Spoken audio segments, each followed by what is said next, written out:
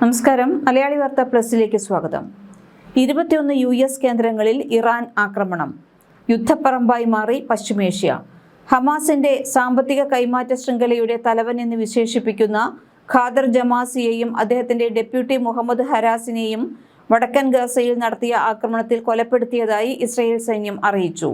മേഖലയിൽ പ്രവർത്തിക്കുന്ന പണ കൈമാറ്റക്കാരുടെ ശൃംഖല വഴി ഹമാസിന്റെ സൈനിക വിഭാഗത്തിലേക്ക് കോടിക്കണക്കിന് ഡോളർ കൈമാറ്റം ചെയ്തതിൽ ഇരുവരും പങ്കാളികളാണെന്ന് സൈന്യം ഒരു പ്രസ്താവനയിൽ ആരോപിച്ചു. അവകാശവാദങ്ങളെ പിന്തുണയ്ക്കുന്ന തെളിവുകൾ ഇസ്രായേൽ നൽകിയിട്ടില്ല. ഇസ്രായേലിന്റെ ആഭ്യന്തര രഹസ്യാന്വേഷണ ഏജൻസിയായ ഷിൻ ബെറ്റുമായി സഹകരിച്ചാണ് ഞായറാഴ്ച ഓപ്പറേഷൻ നടത്തിയതെന്ന് സൈന്യം അറിയിച്ചു. ദിവസങ്ങൾക്ക് മുൻപ് US പ്രസിഡന്റ് ഡൊണാൾഡ് ട്രംപും UN-ലെ ഇറാൻ അംബാസിഡറും പ്രത്യാശ പ്രകടിപ്പിച്ച പശ്ചിമേഷ്യൻ സമാധാന ചർച്ചകളെ പൂർണ്ണമായും അവതാളത്തിലാക്കുന്നതാണ് ഇപ്പോഴത്തെ നീക്കങ്ങൾ. ബോംബാക്രമണത്തേക്കാൾ ഉപരോധമാണ് ഫലപ്രദമെന്ന് മുൻപ് പ്രഖ്യാപിച്ച പ്രസിഡന്റ് ട്രംപിന് തങ്ങളുടെ സൈനികർക്ക് നേരെ ആക്രമണമുണ്ടായ പശ്ചാത്തലത്തിൽ കടുത്ത സൈനിക നടപടിക്ക് അനുമതി നൽകേണ്ടി വരികയായിരുന്നു. ഇറാനിൽ US നടത്തിയ ആക്രമണങ്ങളെ തുടർന്ന് ടെഹ്റാൻ അമേരിക്കയുമായുള്ള ചർച്ചകൾ പുനഃപരിശോധിച്ചു വരികയാണെന്ന് ഇറാനിയൻ വിദേശകാര്യ മന്ത്രാലയ വക്താവ് ഇസ്മയിൽ ബഗായി പറഞ്ഞതായി CNN റിപ്പോർട്ട് ചെയ്തു. US-ഉം ഇസ്രയേലും ആവർത്തിച്ചുള്ള വെടിനിർത്തൽ ലംഘനങ്ങൾ നടത്തിയെന്ന് ബഗായി ആരോപിച്ചു. നയതന്ത്രം ശൂന്യതയിൽ നടക്കാൻ കഴിയില്ലെന്നും ചർച്ചകൾ മുന്നോട്ടു പോകുന്നതിന് നയതന്ത്രം പ്രവർത്തിക്കാൻ കഴിയുന്ന ഏറ്റവും കുറഞ്ഞ അന്തരീക്ഷം ആവശ്യമാണെന്നും ബഗായി പറഞ്ഞു. നിർഭാഗ്യവശാൽ പരസ്പര വിരുദ്ധമായ സന്ദേശങ്ങൾ, നിലപാടുകളിലും ആവശ്യങ്ങളിലും ഇടയ്ക്കിടെയുള്ള മാറ്റങ്ങൾ, ആവർത്തിച്ചുള്ള വെടിനിർത്തൽ ലംഘനങ്ങൾ എന്നിവയിലൂടെ അമേരിക്ക ഈ പ്രക്രിയയെ ദുർബലപ്പെടുത്തുകയാണെന്ന് ബഗായി പറഞ്ഞു. ലെബനനിൽ ആവർത്തിച്ചുള്ള ആക്രമണങ്ങളിലൂടെ ഇസ്രയേൽ ദുരുദ്ദേശത്തോടെയാണ് പെരുമാറുന്നതെന്നും അദ്ദേഹം ആരോപിച്ചു. ഇറാനെ പ്രതിരോധിക്കാൻ രാജ്യത്തിന്റെ സായുധ സേന മടിക്കില്ല എന്ന് ഇറാൻ വിദേശകാര്യ മന്ത്രാലയ വക്താവ് ഇസ്മയിൽ ബഗായി പറഞ്ഞു. അതേസമയം സ്ഥാനങ്ങൾ മാറ്റുന്നതിലൂടെയും ആവർത്തിച്ചുള്ള വെടിനിർത്തൽ ലംഘനത്തിലൂടെയും നയതന്ത്ര ശ്രമങ്ങളെ ദുർബലപ്പെടുത്തുന്നു എന്ന് അമേരിക്ക ആരോപിച്ചു. ഒരു പ്രാദേശിക പരിപാടിയിൽ സംസാരിക്കുമ്പോൾ നയതന്ത്രത്തിന് വിജയിക്കാൻ അനുകൂലമായ സാഹചര്യങ്ങൾ ആവശ്യമാണെന്ന് ബഗായി പറഞ്ഞു. ബലപ്രയോഗം നടന്നുകൊണ്ടിരിക്കുന്ന ചർച്ചകൾക്ക് ദോഷം ചെയ്യുമെന്ന് വാദിച്ചു. ലെബനൻ വെടിനിർത്തലിന്റെ ആവർത്തിച്ചുള്ള ലംഘനങ്ങളിലൂടെ ഇസ്രയേൽ നയതന്ത്ര ശ്രമങ്ങളെ ദോഷകരമായി ബാധിക്കുകയാണെന്ന് അദ്ദേഹം ആരോപിച്ചു. കുവൈറ്റ്, ബഹ്റൈൻ, ജോർദാൻ എന്നിവിടങ്ങളിലെ ലക്ഷ്യങ്ങൾക്ക് നേരെ അടുത്തിടെ ഇറാൻ നടത്തിയ ആക്രമണങ്ങൾ ടെഹ്റാന്റെ സുരക്ഷയ്ക്ക് ഭീഷണിയാണെന്ന് വിശ്വസിക്കുമ്പോൾ പ്രതികരിക്കാനുള്ള അവരുടെ സന്നദ്ധത പ്രകടമാക്കുന്നു എന്ന് ബഗായി പറഞ്ഞു. മേഖലയിൽ സംഘർഷം കടുക്കുന്ന സാഹചര്യത്തിൽ US സൈന്യം ഇറാനിലെ വിവിധ കേന്ദ്രങ്ങളിൽ ആക്രമണം തുടങ്ങിയതായാണ് റിപ്പോർട്ടുകൾ. ഇറാൻ അമേരിക്ക യുദ്ധ സാഹചര്യം ആഗോള എണ്ണ വിപണിയെയും സാമ്പത്തിക രംഗത്തെയും ബാധിക്കുമെന്ന ആശങ്കകൾക്കിടയിലാണ് ഈ പുതിയ സൈനിക നീക്കം. സ്ഥിതിഗതികൾ നിരീക്ഷിച്ചു വരികയാണെന്നും വരും മണിക്കൂറുകളിൽ കൂടുതൽ നടപടികൾ ഉണ്ടായേക്കുമെന്നും US സൈനിക വൃത്തങ്ങൾ അറിയിച്ചു. തെക്കൻ ഇറാനിലെ 2 ജലസംഭരണികൾ മിസൈൽ ആക്രമണത്തിൽ തകർന്നതിനെ തുടർന്ന് കുറഞ്ഞത് 20,000 പേർക്കെങ്കിലും കുടിവെള്ളം നഷ്ടപ്പെട്ടതായി ഇറാൻ സർക്കാരിന്റെ കീഴിലുള്ള തസ്നീം വാർത്താ ഏജൻസി റിപ്പോർട്ട് ചെയ്തു.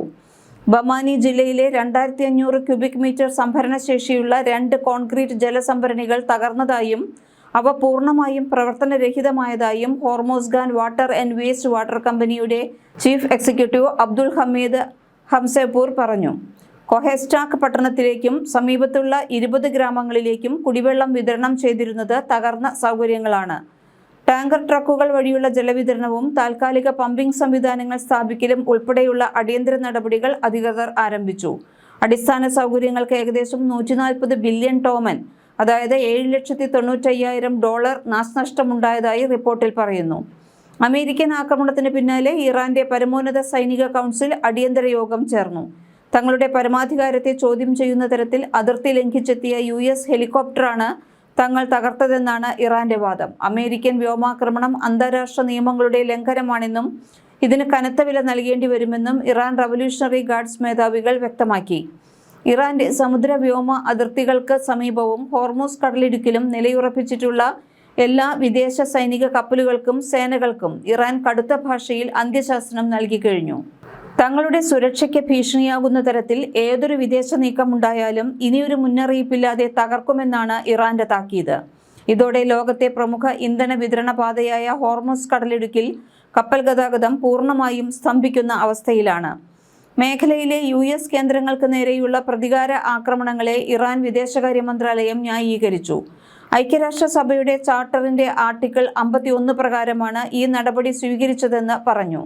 ഇത് ഒരു രാജ്യത്തിന്റെ സ്വയം പ്രതിരോധത്തിനുള്ള അവകാശത്തെ അംഗീകരിക്കുന്നു.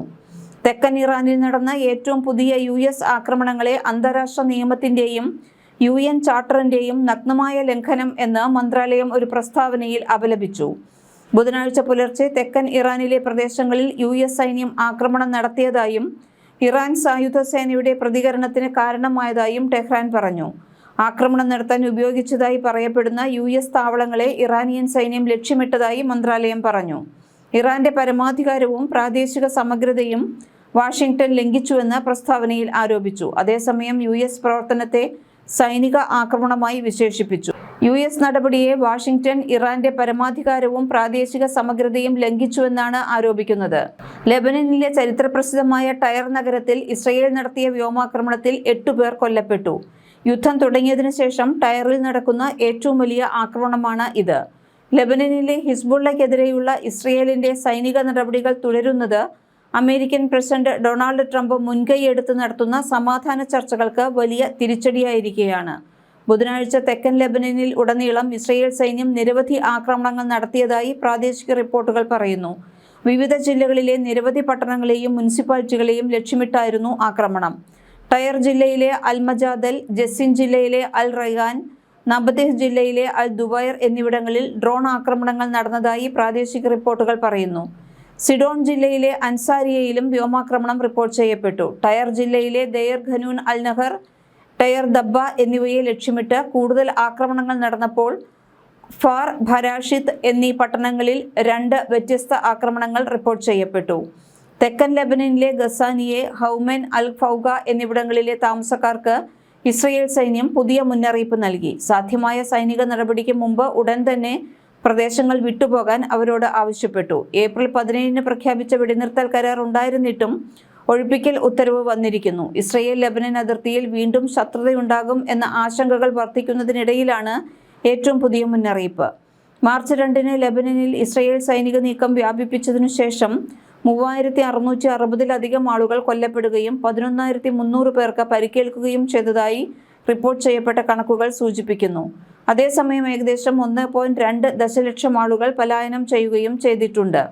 ഇതേസമയം ഹോർമുസ് കടലിടുക്കിന് സമീപം തകർന്നു വീണ US ആർമിയുടെ അപ്പാച്ചി ഹെലികോപ്റ്ററിലെ 2 പൈലറ്റുമാരെയും US നാവികസേനയുടെ ഡ്രോൺ ഉപയോഗിച്ച് സുരക്ഷിതമായി രക്ഷപ്പെടുത്തിയെന്ന് പെന്റഗൺ അറിയിച്ചു. ഇറാനും ഇസ്രയേലും തമ്മിൽ നേരിട്ടുള്ള ആക്രമണങ്ങൾ താൽക്കാലികമായി നിർത്തിവെച്ചിട്ടുണ്ടെങ്കിലും ലെബനനിലെ സൈനിക നീക്കം ഇസ്രയേൽ അവസാനിപ്പിക്കാത്തതാണ് മേഖലയിൽ വീണ്ടും യുദ്ധഭീതി പരത്തുന്നത്. ലെബനനിലെ ആക്രമണങ്ങൾ അവസാനിപ്പിക്കാതെ ഇറാനുമായുള്ള സമാധാന കരാറിലേക്ക് നീങ്ങാൻ കഴിയില്ലെന്ന നിലപാടിലാണ് ടെഹ്റാൻ.